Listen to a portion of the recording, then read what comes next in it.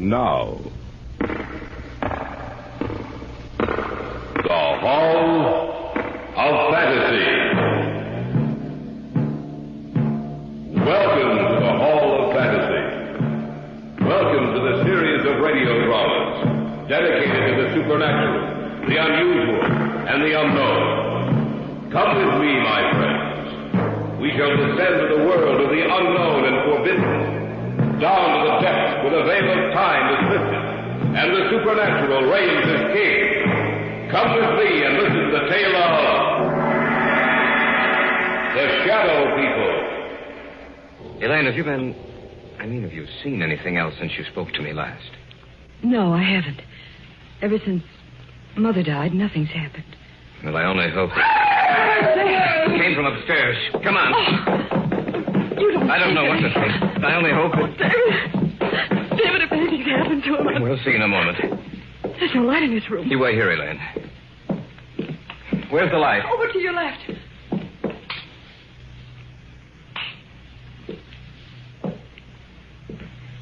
David, what's wrong? Why didn't you leave the light on? Your father's dead, Elaine.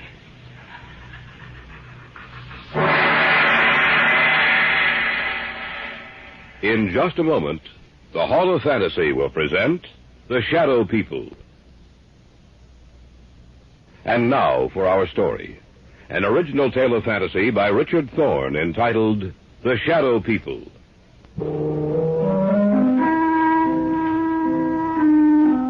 Somewhere along the line of your life, you've met them. You have come in contact with the Shadow People. When did we first discuss it? Oh, yes, Brian and Elaine and I. It was in my apartment. There was only one light on in the entire place. What's wrong? Elaine, what's the matter? Oh, it's silly, I know, but I thought I saw something in that doorway over there. Where? Over there, right over there. Where are you going, David? Over to that archway, just to let you know that nothing's here. Huh. You see, Elaine, nothing's wrong, nothing at all. Are you satisfied that there's no one else here but us? Yes, I'm sorry. I just thought that Leave the overhead lights on. I'm sorry. I thought that... Put them back on, David, please. All right, Elaine. Look, what's bothering you, sis? I don't know. It's just that... I don't know. Tell us about it, Elaine. Tell us what's bothering you. You promise that you won't laugh at me? Of course not. Brian? Oh, Elaine, I'm your brother. If something's troubling you, I'd like to know about it. All right, then. The reason I was so upset was the fact that I saw someone or something standing in that archway. But, Elaine, David showed you that there was no one else in here. When the lights were put on, you saw for yourself that we were alone. I'm not talking about something you can see in the light, Brian. I'm not talking about a human being. And what's it all about, Elaine? In the darkness, I saw something that can't be seen in a lighted area. And I've seen it several times before. You're sure you're not imagining this, Elaine? Oh, I don't have that good an imagination, Brian. How long have you seen this thing, Elaine? Well, it started about 6 weeks ago. You were in Detroit on business, Brian. Mom and Dad were on vacation. I was in the house by myself, in the library. There was only one light on. I sat in the chair beneath it, reading. Several times I thought that something was watching me. I felt there was someone in the room with me, standing right in back of me. Every so often I'd glance back over my shoulder, but there seemed to be nothing there. And then I thought I heard someone whispering. I wasn't sure, but when I heard it again, I got up and I looked all over the house. Oh, I'm not easily frightened, you know that, but out in the hallway, it was almost entirely black. Luckily, I was near a light switch. I looked back over my shoulder, and I saw this huge, hulking shape for the first time. And I heard a voice. Or rather, the whisper of a voice. I couldn't distinguish the words, but that dark shape seemed to be moving towards me. My hand was on the light switch, and I turned it on. In a minute, the light flooded the hallway. The shape was gone. There was nothing there. I was alone again. As long as there's light, I know it can't hurt me. I know it can't reach me. You might have imagined it, you know. Of course, that's possible, but I'm sure I didn't. It was so real. So real, that shape in the darkness. It was the very essence of evil itself.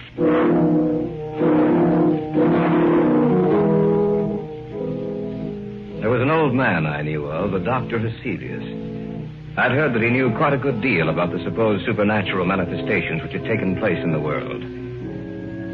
I went to him to see if he knew anything that might explain the events of the story Elaine had told us.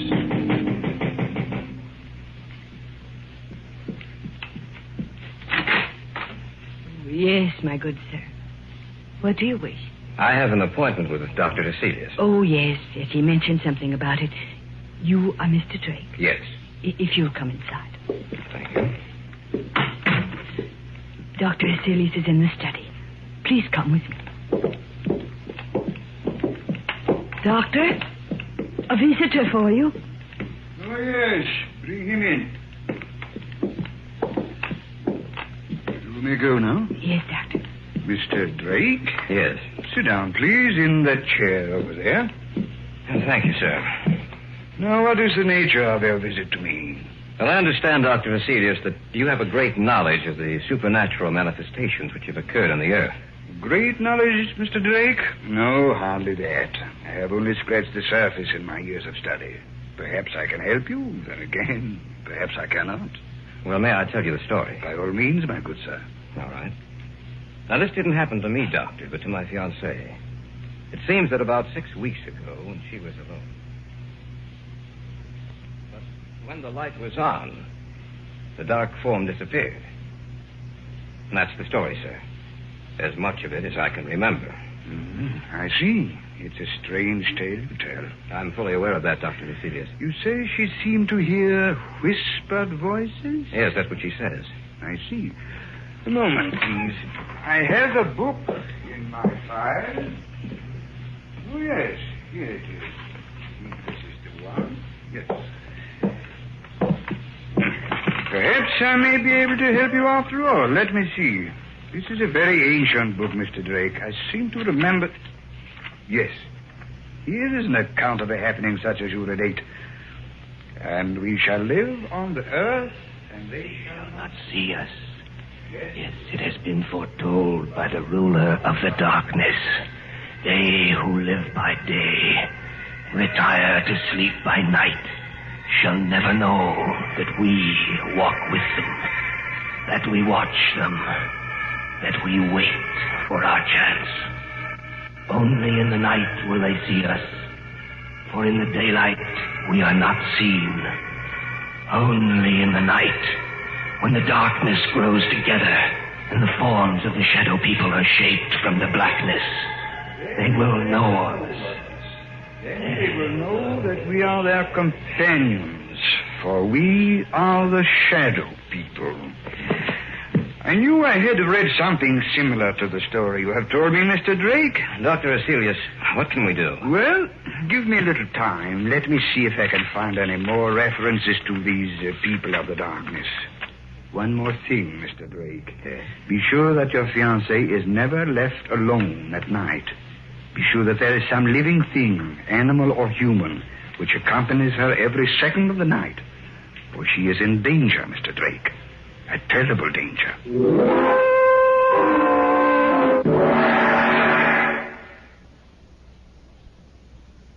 Back now to our story. An original tale of fantasy by Richard Thorne entitled The Shadow People.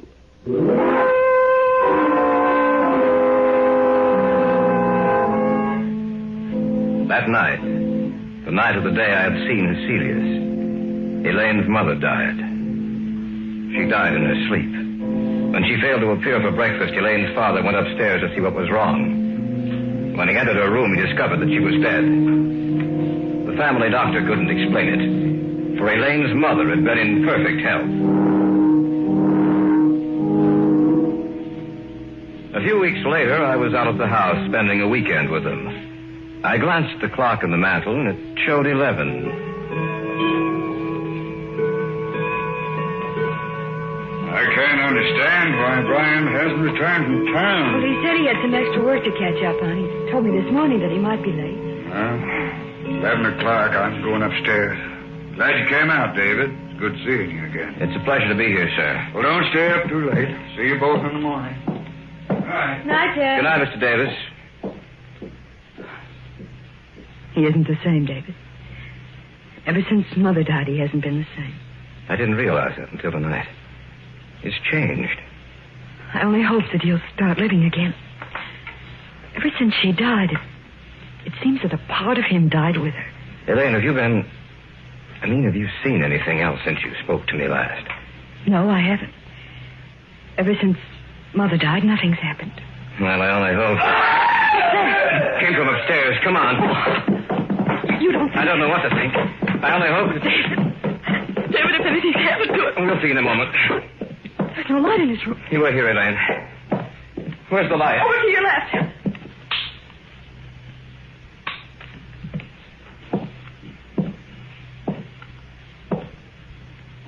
David, what's wrong? Why didn't you leave the light on? Your father's dead, Elaine.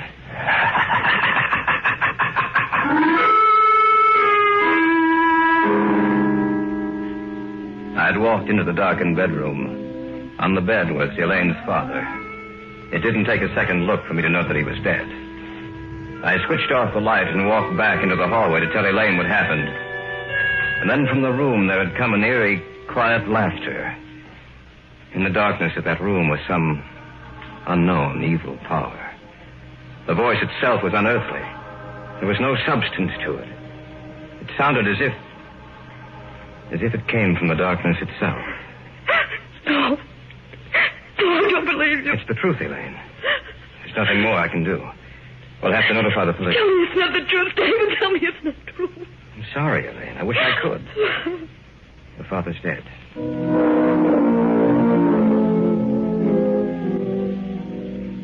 After the burial, Dr. Heselius got in touch with me.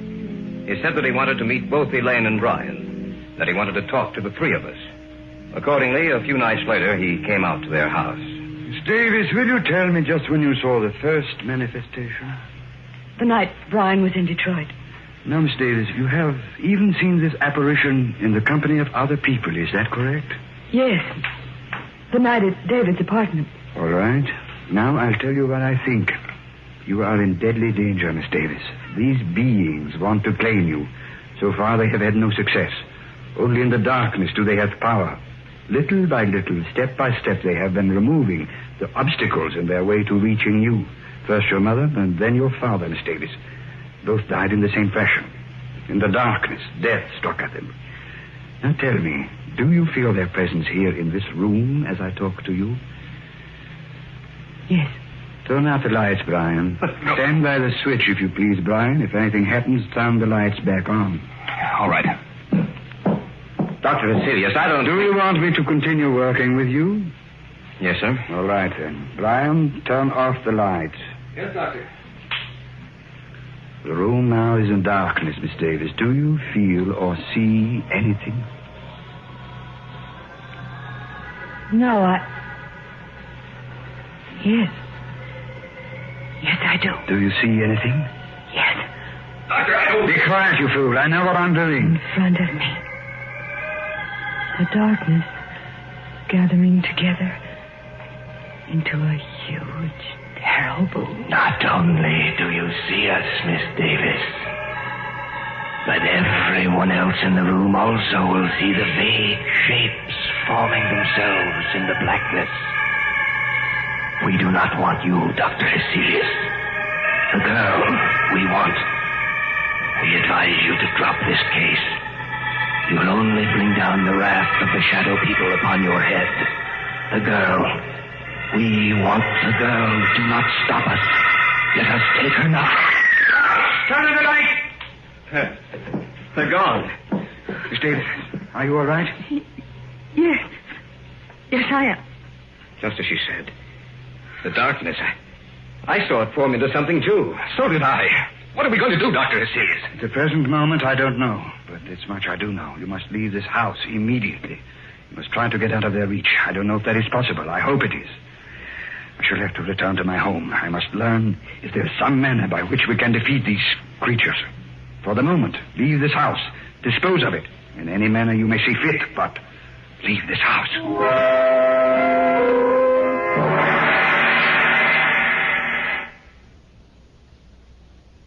Back now to our story. An original tale of fantasy by Richard Thorne entitled The Shadow People.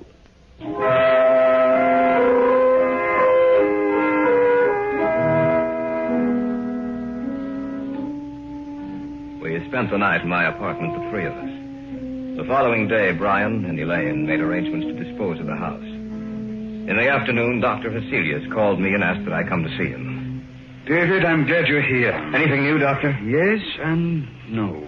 You realize, of course, that this spiritual manifestation is not new, that it has gone on for centuries. No, I wasn't aware of that. It's true, David. De Maupassant wrote what was supposedly a fiction story about the manifestation, David. He called it Orla.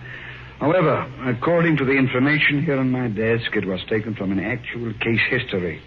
Of course, he embroidered the story, added a few touches to something he didn't realize actually existed. But have you found anything with which we can fight them? Everything depends upon an answer I received from a colleague of mine in Paris, Dr. Henri Renaud.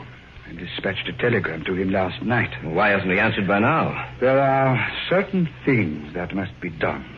It will take a few days, I'm afraid. We have to wait, David. There's nothing else we can do.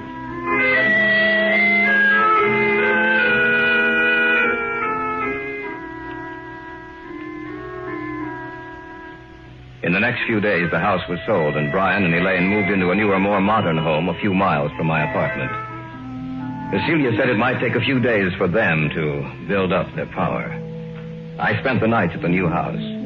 The lights were left on, and I watched for any unusual occurrence. In the daytime, I'd return to my apartment and get some sleep. About 4 days after Elaine and Brian moved into the new house, I was at home when Hesselius phoned me.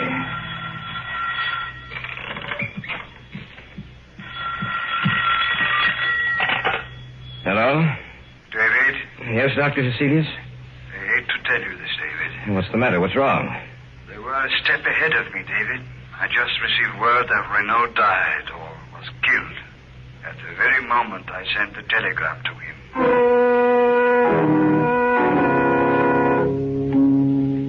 Step by step, they had outwitted us.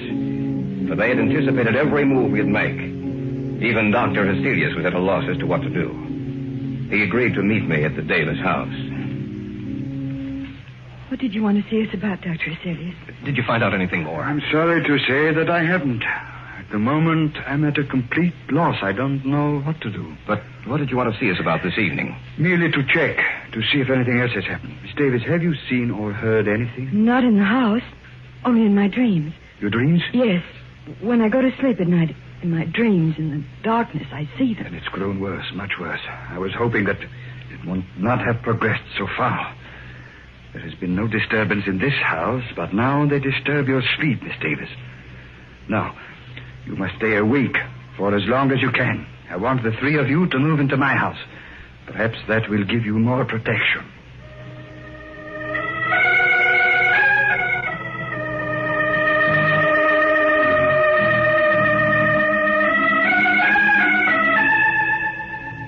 That night, we moved over to Hesselius' house.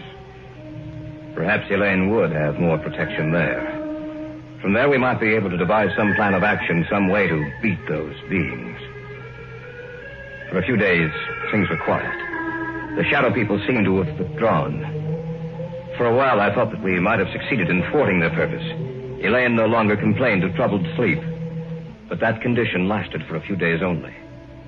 About 10 days later, they made themselves known and felt again. That night, we were in the study, when suddenly Hesselius whirled around and... Elaine, what are you looking at? Outside the house. Right where the light waves off, I see them. She's right, Dr. Hesselius. I can see them, too. What should we do, Doctor? Nothing. What do you mean, nothing? There's nothing we can do. We can't just... We can't do anything, Brian. Don't you understand that they have us at their mercy? Greatest man in my field was Henri Renault. If he could do nothing against them, what do you think we can do? He's right, Brian. There's nothing we can do. As long as the house remains lighted, just so long will they remain outside. If the lights were to... That sounds... When my father was killed, the same sound. We heard the same sound. The lights. What's happened to the lights, all right? No. Be quiet, please. I thought of this emergency. A candle. That's right, Miss Davis. As long as this burns, this one candle will be safe. For they cannot advance into the light. They are limited by the darkness. As long as the candle burns, they will have to remain outside of this room. Around you, in every room of the house, in the darkness outside, we are around you. This time you shall not escape. This time we will claim you. Take it easy, Brian. I can't stand it. I'm getting out of here. Brian, come back. Don't be a fool. I'm going after him. Stay here. We just can't let him He go. won't have a chance. I doubt it. Miss Davis, I'm afraid that your brother is dead.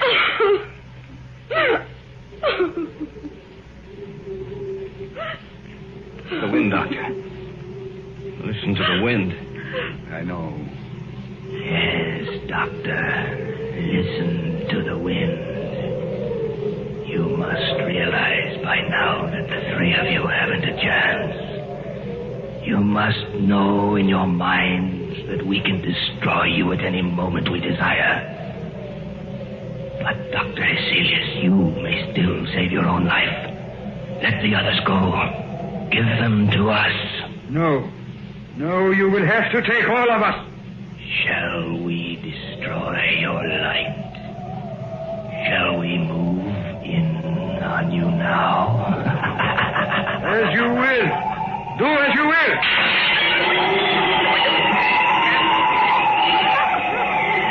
Sorry, David. The candle is out. In the darkness. The figures in the darkness.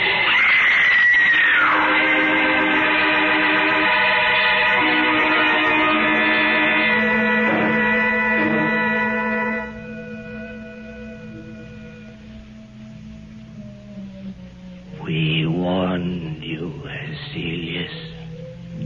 You and the others are dead now. And we shall live on the earth. And man in the day shall not see us. They will know that we wait for our chance. That we walk with them. Only in the night, when the darkness grows together, and the forms of the shadow people are shaped from the blackness, will they see us. Then they will know that we are their companions. Look next to you. There, in the shadows.